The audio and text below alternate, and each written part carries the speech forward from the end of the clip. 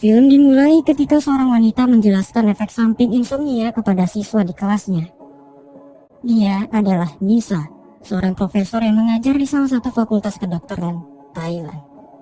Prof. Nisa menjelaskan jika penderita insomnia tidak tidur selama 2 hari, kapasitas mentalnya akan terganggu. Lebih dari 3 hari tanpa tidur akan menyebabkan kebingungan akut dan timbulnya gangguan atau delirium. Jika kondisinya terus berlanjut, itu akan berubah menjadi halusinasi yang membuat penderitanya tidak dapat membedakan mana yang nyata dan tidak. Di hari itu, salah satu mahasiswi bernama Jane bercerita bahwa dia mengidap insomnia. Dalam kisahnya, Jane bercerita bahwa dia pernah tidak tidur selama 3 hari. Saat itu dia duduk di bangku kelas 9 dan terpaksa harus pindah ke rumah neneknya bersama sang adik. Sejak tinggal di sana, dia sangat mencemaskan keamanan rumah. Setiap malam dia terus terjaga dan memeriksa kuncinya berulang kali. Kejadian itu kini terulang ketika adiknya yang bernama Jun selalu pulang malam dan itu membuatnya cemas. Banyak hal yang bisa dia lakukan setiap kali tidak tidur, seperti belajar atau memasak makanan yang nantinya akan dijual oleh sang nenek. Jin menganggap bahwa itu adalah sisi positif dari insomnia yang dia derita.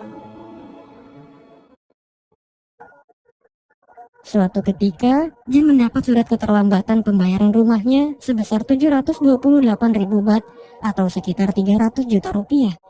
Keadaan itu membuatnya berpikir untuk keluar dari fakultas kedokteran. Prof. Nisa menyarankannya untuk mencari jalan lain, mengingat Jane adalah mahasiswi berprestasi dan akan sia-sia jika dia keluar begitu saja. Prof. Nisa menyarankannya untuk bekerja sebagai asisten di laboratorium. Namun, bagi Jane itu hanya akan membuang waktu karena bayarannya terlalu kecil. Pada akhirnya, Prof. Nisa menyarankannya untuk mengikuti program penelitian. Sebuah farmasi asal Jerman sedang meneliti obat baru dan kabarnya mereka akan membayar mahal bagi sukarelawan yang ikut. Program itu bernama DEEP. Tidak semua orang dapat mengikuti program tersebut karena hanya pengidap insomnia yang memenuhi syarat. Di hari itu, Jane bertemu dengan direktur penelitian bernama Hans Miller. Dia menjelaskan bahwa programnya itu bertujuan untuk mengumpulkan hormon keratonin dari setiap individu yang tidak bisa tidur. Hormon keratonin hanya bisa dihasilkan oleh tubuh manusia jika mereka beraktivitas. Oleh karena itulah, pengidap insomnia menjadi syarat utama dalam penelitian ini. Hans juga menjelaskan bahwa penelitian itu memiliki 3 tingkat kesulitan. Untuk level 1, bayaran yang akan didapat oleh Jane adalah 100.000 baht jika dia berhasil tidak tidur selama 3 hari. Setelah menandatangani kontrak, Jane mendapat suntikan berupa chip yang akan menampung hormon keratonin miliknya.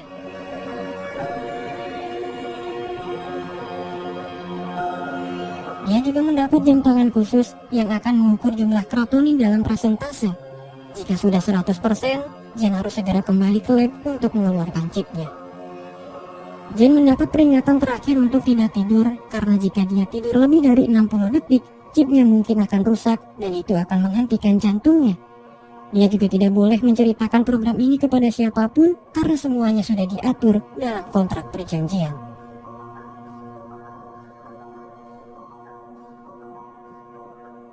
Semua berjalan lancar pada awalnya. Setelah memasuki hari kedua, Jane mendapat beberapa teman baru yang juga mengikuti program tersebut. Di antaranya adalah Win, penderita insomnia yang sangat menyukai dunia malam. Dia lebih sering berada di klub daripada kelas, dan berpesta adalah rutinitasnya saat tidak tidur. Berikutnya adalah Sin, beauty vlogger yang terkenal dan populer di sekolah. Nilai SMA Sin sangat luar biasa, dan keluarganya memaksa dia untuk masuk ke fakultas kedokteran. Sin lebih ingin masuk ke jurusan komunikasi. Akibatnya dia jadi stres dan tidak bisa tidur. Yang terakhir adalah Peach, seorang gamer kutu buku yang sangat menyukai Sin. Saat tidak tidur, dia akan bermain game semalaman bersama teman-teman virtualnya. Pada akhirnya, mereka berempat sepakat untuk menjaga rahasia dan saling berkomunikasi. Memasuki hari ketiga, mereka berempat telah menyelesaikan misi dan mendapatkan bayarannya. Mereka menggunakan uang tersebut untuk memenuhi keinginan dan kepentingan masing-masing. Tentu saja, Jane menggunakan uang itu untuk membayar tagihan rumahnya. Dia juga membelikan handphone baru untuk adiknya dan alat pijat untuk sang nenek. Di suatu malam, Jane dan teman-teman barunya itu hangout di sebuah tempat di mana mereka berencana untuk mengikuti program di level 2. Bayarannya lebih besar, tapi mereka juga dituntut untuk tidak tidur lebih lama lagi. Hans menjelaskan bahwa di level 2 ini mereka tidak boleh tidur selama 5 hari, dan imbalannya adalah 500.000 baht. Dengan uang itu, Jin bisa melunasi sisa hutangnya. Begitu juga dengan teman-temannya yang dapat memenuhi ambisi mereka. Pada akhirnya, mereka sepakat untuk melanjutkan program tersebut. Memasuki hari ketiga, keadaan mulai rumit bagi Jane ketika sang adik mulai mencurigainya. Dia bertanya kenapa kakaknya itu bisa mendapatkan uang banyak dalam waktu singkat. Jane yang merasa terusik marah. Efek samping dari insomnia membuatnya tidak bisa mengendalikan emosi. Bahkan saat dia mengikuti kelas di keesokan harinya, dia mulai berhalusinasi.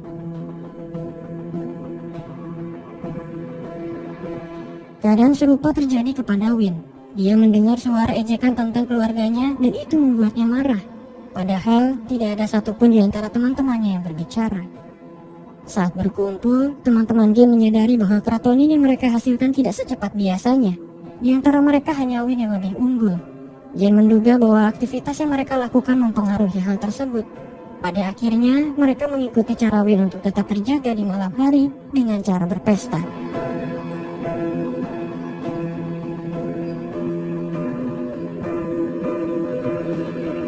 Di malam itu, Shin menyelinap masuk ke dalam rumah Peach yang kebetulan menjadi tempat pesta mereka. Shin terkejut saat melihat video vlognya terus diputar di sebuah komputer. Dia juga melihat foto-foto dirinya terpajang di setiap dinding.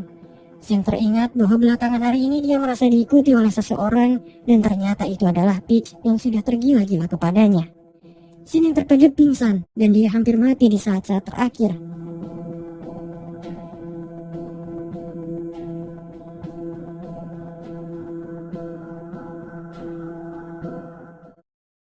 Sejak saat itu, Jane dan teman-temannya sepakat untuk tidak melanjutkan program tersebut ke level berikutnya. Pertemanan mereka pun mulai retak ketika Shin tidak bisa memaafkan perbuatan Peach. Sementara Jane, dia menjauhi Win untuk mengejar nilainya yang tertinggal. Keadaan tenang untuk sementara hingga akhirnya korban deep yang lain mulai bermunculan. Bahkan salah satu di antara mereka ada yang ditemukan tewas. Di suatu malam, Jin harus menerima kenyataan bahwa neneknya itu jatuh sakit dan dia membutuhkan biaya besar untuk mengobatinya. Di saat itu, Jun tiba-tiba membawa uang dengan jumlah banyak yang dia dapat dari program DIP. Ternyata selama ini Jun mengawasi kakaknya dan dia mengikuti program itu diam-diam. Jin yang khawatir marah, sementara Jun berontak merasa bahwa dia selalu dikekang untuk melakukan apapun. Sementara itu, Win menghadapi masalahnya sendiri dengan sang ayah. Dia marah kepada ayahnya yang telah membuang barang-barang milik mendiang ibunya. Sang ayah tidak ingin anaknya itu larut dalam kesedihan. Win yang kesal tidak mau menerima alasan apapun dan dia terus menyalahkan ayahnya. Masalah berlanjut ketika Jun melanjutkan program DIP ke level 3 tanpa sepengetahuan kakaknya. Direktur Hans yang licik tidak peduli dengan apa yang akan terjadi kepada Jun dan dia menyuntikkan chipnya sesuai permintaan. Jin yang mengetahui itu marah, tapi dia tidak bisa berbuat apa-apa karena program tersebut dilindungi oleh kontrak yang sudah disepakati. Hans memberikan penawaran, dia akan mencabut chip itu dari Jun asalkan Jin dan teman-temannya mau melanjutkan program tersebut ke level 3. Dengan berat hati, Jin terpaksa mengumpulkan teman-temannya dan menjelaskan apa yang telah terjadi. Dia kehabisan akal karena nyawa adiknya sedang terancam.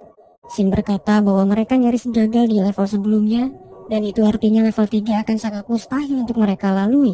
Selain itu, mempertaruhkan 4 nyawa untuk 1 orang tidaklah sepadan baginya. Pada akhirnya, Shin dan Peach menolak, sementara Win bersedia untuk membantu. Malam harinya, Shin mulai gelisah dan dia terus memikirkan keputusannya. Sementara Peach, dia mengingat kembali momen kebersamaan dan itu menguatkan tekadnya untuk membantu Jane. Keesokan harinya, Peach datang ke pertemuan untuk membantu, begitu juga dengan Shin yang telah berubah pikiran.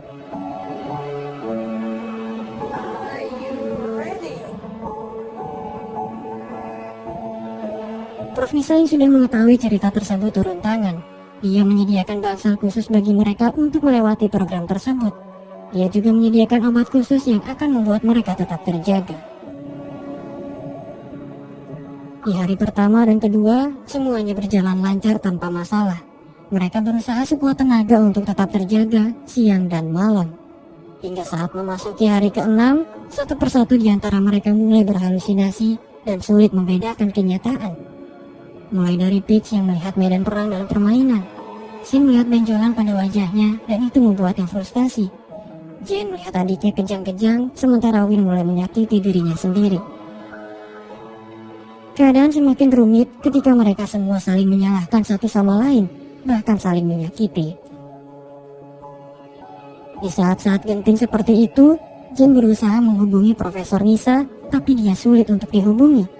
Saat mencarinya, Jane menemukan fakta yang sangat mengejutkan. Ternyata selama ini Prof. Nisa adalah dalang utama dari program mengerikan tersebut, dan dia mengatur semuanya di balik bayang-bayang. Setelah menceritakan semuanya kepada yang lain, Jane berusaha memanggil polisi, tapi tidak bisa karena Prof. Nisa telah memutus sinyal dan mengunci bangsal tersebut. Keadaan semakin kacau ketika Win jatuh pingsan dan melewati batas waktu. Saat itu, Win melihat bayangan ibunya yang mati bunuh diri.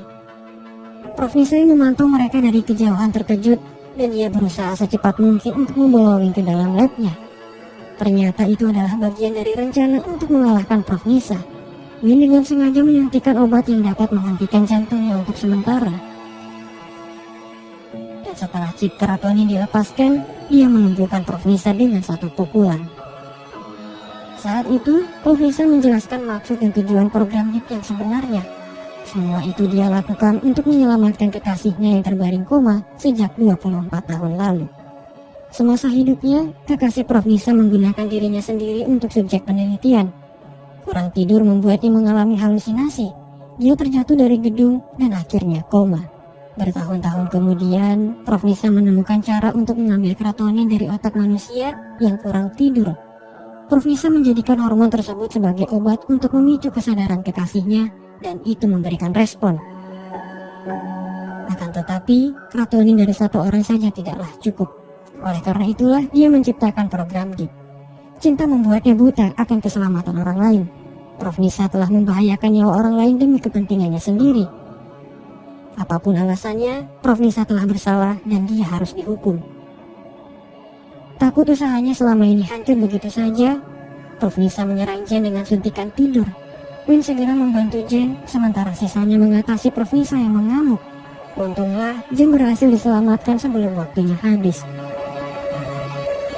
Di hari yang tragis itu, Prof. Nisa ditangkap atas penelitian berbahaya yang dia lakukan. Semua siswa yang terlibat dalam program HIP sudah dilepas chipnya, dan tidak ada yang mendapat bayaran untuk di level 3. Semuanya mendapat akhir bahagia. Win berdamai dengan ayahnya dan menerima kematian bunuh diri ibunya. Sin berhenti sekolah kedokteran untuk belajar komunikasi seperti apa yang dia inginkan, dan dia bisa tidur dengan nyenyak tanpa bantuan obat. Peach memahami pentingnya hidup bersama teman-teman nyata, dan dia mulai bergaul. Dan Jane, dia melakukan kegiatannya seperti biasa, membantu sang nenek untuk berjualan di kedainya. Namun, kali ini dia ditemani oleh Jun yang mulai meninggalkan dunia malamnya.